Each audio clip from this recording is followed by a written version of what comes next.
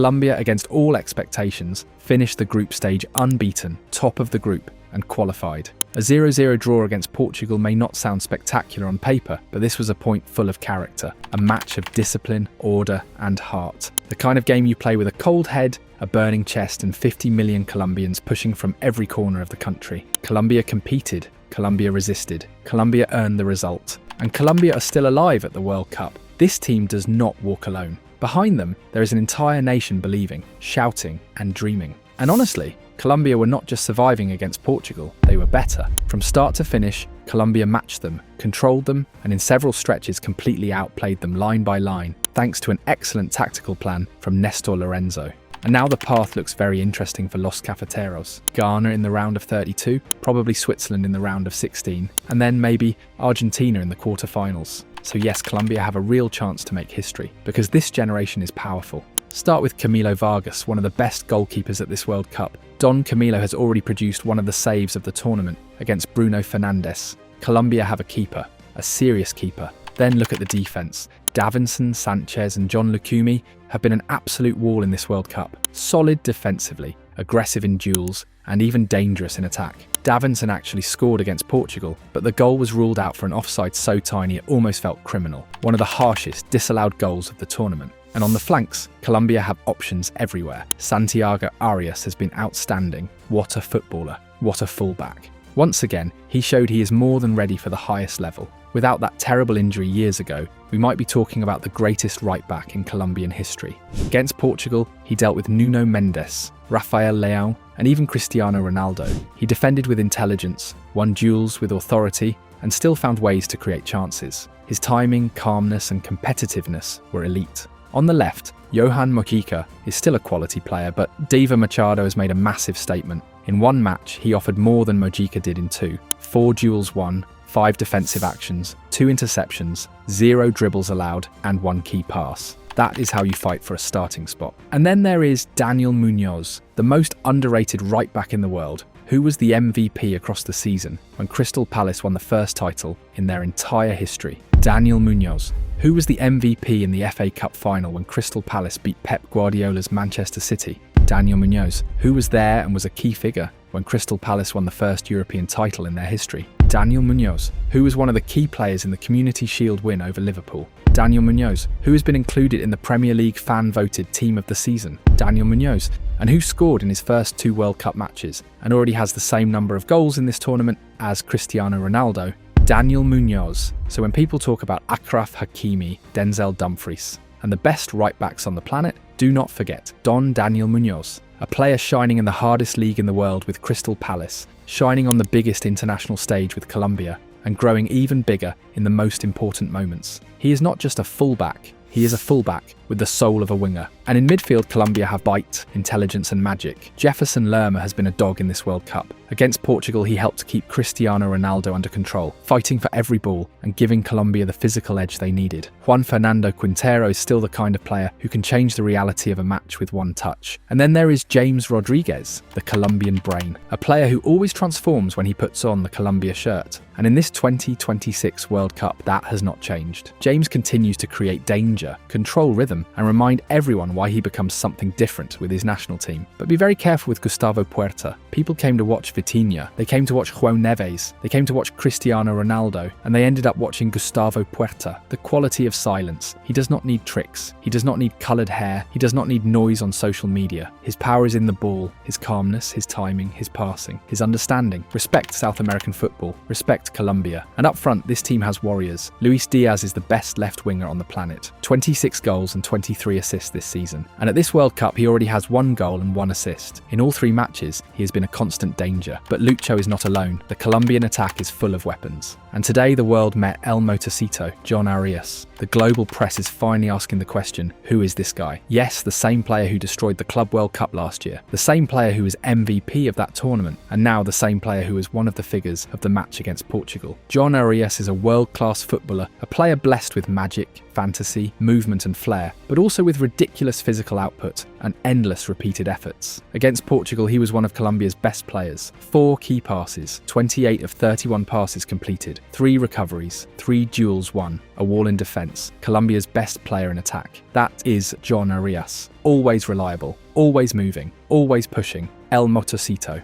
And we cannot ignore Luis Suarez either, a striker who scored 38 goals this season and came inches away from scoring against Portugal. Then there is Cucho Hernandez. And if we are talking about heart, Cucho earned the respect and love of every football fan. Minute 98 against Uzbekistan. Cucho fought for a loose ball near the corner flag. He took contact and went down. Most players would have stayed on the ground, waited for the foul, and burned the final seconds, but not Cucho. He got back up, protected the ball, kept fighting, and produced a spectacular assist. Jaminton Campaz completed the comeback and scored the winning goal for Colombia. The goal belonged to Campaz, but the move that moved the entire stadium came from Cucho Hernandez. And then there is John Cordoba. Against Portugal, he was tremendous. In 1v1 duels, he was a bull. Portuguese defenders could not handle his strength. Diogo Costa had to produce his best saves to keep out his shots. A proper Colombian warrior. So yes, this Colombia has everything. A goalkeeper in form, a defensive wall, full-backs who defend and attack, midfielders with bite, calmness and creativity. Luis Diaz at superstar level.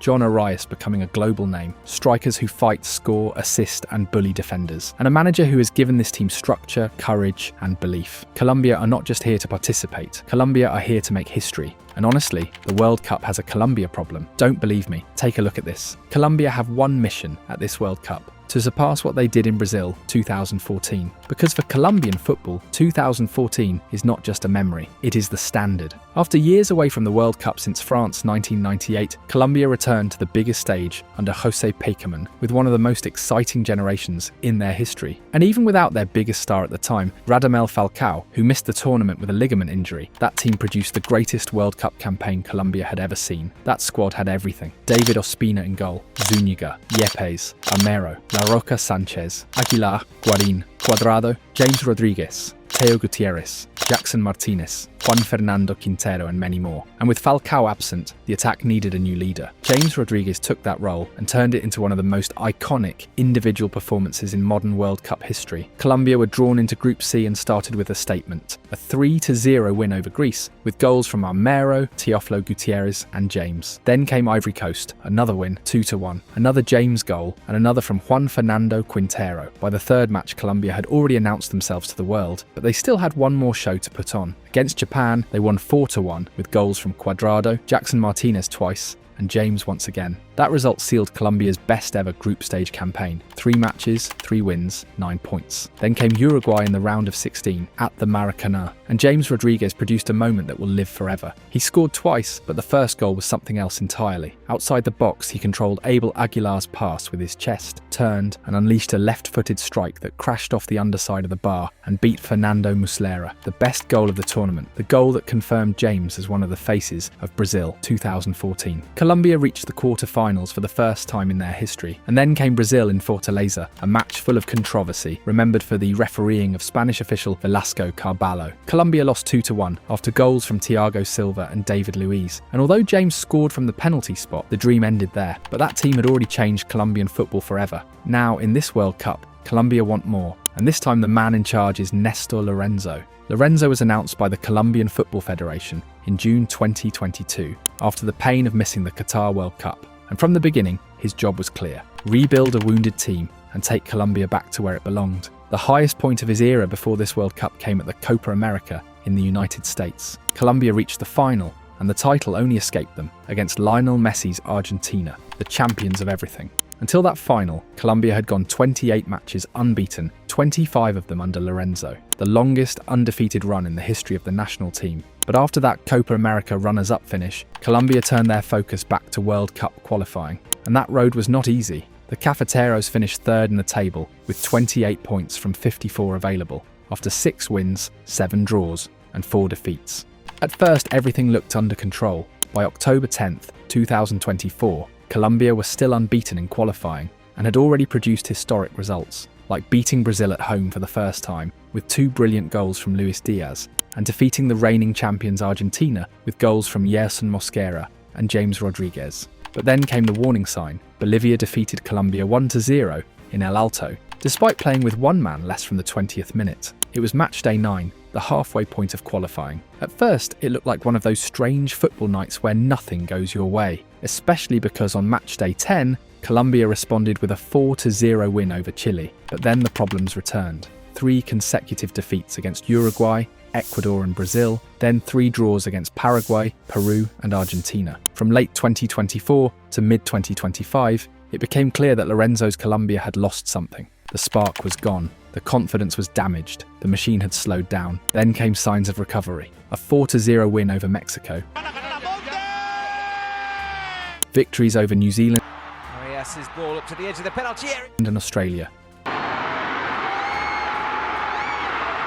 For a moment the feeling returned, but the uncertainty came back again with 2 serious defeats against major opponents, Luka Modric's Croatia and the France of Kylian Mbappe and Michael Olise. After those results, almost nobody imagined that what is happening now at the World Cup could become real. Now we have to talk about what Colombia are actually doing on the pitch at this World Cup. Because this is not just passion, this is not just momentum, this is a serious tactical team. Colombia usually start from a 4-2-3-1, but under Néstor Lorenzo, that shape is constantly changing, depending on the phase of the game and the level of the opponent. Against elite teams, the objective is clear: balance attack and defence without losing aggression. One of their most common defensive adjustments is dropping the wide players deeper to form something closer to a 5-3-2, with 2 wing-backs, 3 centre-backs, and extra protection in central areas. In other moments, Colombia group their interiors next to the pivot and create a 4-3-1-2, giving James Rodriguez or Juan Fernando Quintero freedom between the lines. But the scary part is that Lorenzo is not only using those superiorities to defend, he is using them to attack. And the clearest example is the way Colombia's fullbacks keep appearing inside the box, like extra forwards. Look at Daniel Muñoz's goal against Uzbekistan. The opposition centre-backs were fixed by Luis Suarez and Luis Diaz. That opened a channel, and Muñoz attacked it like a right-sided interior, timing his run perfectly, arriving behind the defence and beating the goalkeeper with a brilliant finish. That was not random, that was a pattern. Against Congo in the 3rd minute, the same idea appeared again. The African defenders were locked in man-to-man duels with Colombia's attackers, leaving Daniel Muñoz free. After a triangle between Mojica, Luis Diaz and John Arias, the shot was saved, but Muñoz arrived completely alone for the rebound and nearly scored again. 2 minutes later it happened one more time. Congo's centre-backs were fixed by Luis Suarez. Mojica saw it immediately and played a long pass from 3/4 field into the box. Muñoz arrived completely free, headed the ball, forced a spectacular save, attacked the rebound and scored, although the goal was later disallowed. And then came the tactical masterpiece. Juan Fernando Quintero played the ball into John Cordoba, and Cordoba, with incredible football EQ, protected the ball and simply let it run. Muñoz attacked the empty space, arrived alone and finished with freedom. Goal. That is Colombia under Lorenzo. Movements with intention, full-backs arriving from blind spots, attackers fixing defenders, and midfielders recognising the right moment to release the ball. This also worked against Portugal. Santiago Arias pushed high on the right, attacked the back of Nuno Mendes, and delivered a calm cross to Luis Suarez, who came centimetres away from scoring. Almost immediately after, Arias overlapped John Arias inside the box. John recognised the run, returned the ball intelligently, and Santiago had just enough space to shoot. Again, Colombia were flirting with the goal. This is why Colombia are dangerous. They do not just attack with their forwards, they attack with structure. Lorenzo's side looked to dominate through high-pressing vertical football and the creativity of their midfielders. Luis Diaz's goal against Uzbekistan is the perfect example. Colombia pressed aggressively in the opponent's half. John Arias and Gustavo Puerta suffocated the ball carrier. Colombia recovered possession high, and suddenly they had a 4-3 attacking situation. Puerta carried at medium speed, waited for Lucho to open his body and create the shooting angle, then played the perfect pass. Luis Diaz did the rest. Against Congo, the same formula almost produced another goal. John Arias attacked the build-up like a dog chasing the ball, poked it into Gustavo Puerta. Puerta found James on the flank, and the captain delivered a cross into the area. Luis Diaz arrived free, shot, and the Congo goalkeeper saved. The rebound fell to Arias, who missed the chance, but the mechanism was there again: pressure, recovery, verticality, chance. And when Colombia are not pressing, they can also hurt you through possession. Lorenzo's team use short, precise passing to attract the rival block, then release the ball into the wide channels. They create triangles between the pivots, the attacking midfielder, and the forwards, moving the opponent until the space appears. They have shown this from the first match. James Rodriguez dropped into midfield, changed the rhythm, connected with John Arias, and Arias, after one movement, spotted Luis Diaz's diagonal run. One pass into space, and Colombia almost scored a brilliant goal, with Lucho's effort hitting the post. John Arias is the peak of these combinations. Against Congo, he gave a clinic. In one sequence, he combined with Luis Suarez and Luis Diaz, leaving the Bayern winger inside the box. Lucho used his body feints to open a shooting lane, but the goalkeeper denied him. Against Portugal, Colombia showed the same mobility again. Diver Machado advanced into the opponent's half, played into Jefferson Lerma, who was free in midfield, and Lerma opened the play to James Rodriguez. James waited for John Arias to make the run, found him at the right moment, and John entered the area to shoot first time. Ruben Neves had to clear it on the line. This is why Colombia's possession matters. Those triangles also create space for players with good shooting technique to try from distance. James has looked for that shot throughout the World Cup. Gustavo Puerta has shown that, with space, he has a dangerous left foot. Mojica has also tried it, and against deep blocks, that becomes a valuable weapon. But perhaps the most powerful part of Colombia's creative structure is Juan Fernando Quintero. James gives Colombia control and clarity, but Juanfer changes matches when he comes in. His assist against Congo changed the rhythm completely, and against Portugal he produced another assist that should have counted. His left foot puts the ball wherever he wants. Juanfer is not just a luxury option, he is one of Colombia's most dangerous weapons, and all of this works because Colombia's attackers never stop moving. Luis Diaz is the maximum expression of that. His diagonal movements inside, his ability to leave defenders behind and attack the box, have already given him one goal. Against Congo, he could have had another that was disallowed. Every time Lucho finds space, Colombia become terrifying. But we also have to talk about the defensive block. Davinson, Sanchez and John Lukumi have been imperial. Strong in duels, aggressive when needed, calm when the game demands it, and dominant in the box. And behind them, Camilo Vargas has been massive. Yes, in the first match he made a mistake, but since then, he has responded like a top goalkeeper. Against Congo in the final minutes, he made a difficult low save that was worth 3 points. And against Portugal, he produced what might be the save of the World Cup so far, denying Bruno Fernandes's thunderous strike. That is why this Colombia feels so complete. High press, vertical attacks, short passing combinations, full backs attacking the box, creative midfielders, danger from distance, Luis Diaz destroying spaces, a solid defensive block, and a goalkeeper making tournament-defining saves. Nestor Lorenzo has built a very serious game plan. Colombia are right there with Argentina and Ecuador as one of the strongest CONMEBOL teams at this World Cup. And the most important thing, they can play face-to-face against anyone. Colombia want to make history, and honestly, they can.